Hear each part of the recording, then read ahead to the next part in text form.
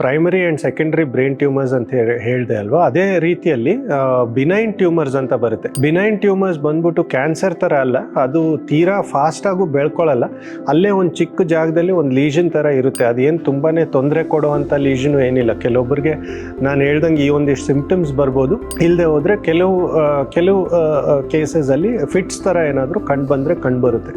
So but majority of them are benign, ಅಂದರೆ ತುಂಬ ಈಸಿಯಾಗಿ ಕ್ಯೂರ್ ಆಗೋಗುತ್ತೆ. ಸರ್ಜರಿ ಏನಾದರೂ ಮಾಡಿ ತೆಗೆದುಬಿಟ್ರೆ ಅದೇನು ತೊಂದರೆನೇ ಕೊಡಲ್ಲ. ಸೊ ಮೋಸ್ಟ್ ಆಫ್ ದ ಕೇಸಸಲ್ಲಿ it can be a benign lesion.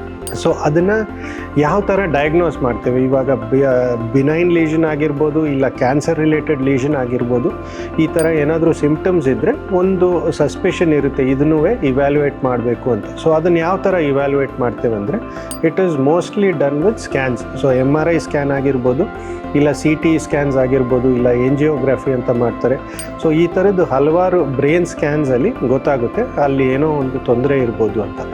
So usually benign lesions ಅಂತ ಏನು ಹೇಳಿದೆ ಅಂದರೆ ನಾನ್ ಕ್ಯಾನ್ಸರಸ್, ಅಲ್ಲಿ ಟ್ಯೂಮರಸ್ ಗ್ರೋತ್ ಇರುತ್ತೆ, ಬಟ್ ಅಂಥ ಒಂದು ಬೆಳ್ಕೊಳ್ಳೋ ಅಂಥ ಲೀಷನ್ ಅಲ್ಲ, ಆ ಒಂದು ಜಾಗದಲ್ಲೇ ಇರುತ್ತೆ. ಸೊ ಆ ಥರ ಇದ್ದರೆ usually it is well circumscribed, ಅಂದರೆ ಒಂದು ಜಾಗದಲ್ಲಿ ಒಂದು ವೆಲ್ ಡಿಫೈನ್ಡ್ ಸರ್ಕಲ್ ಗುಂಡಕ್ಕೊಂದು ಲೀಷನ್ ಥರ ಕಾಣಿಸ್ತಾ ಇರುತ್ತೆ.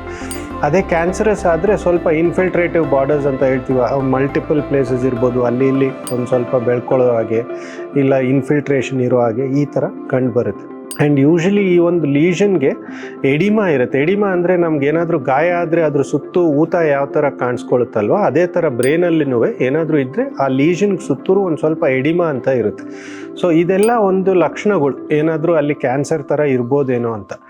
So treatment will be based on that.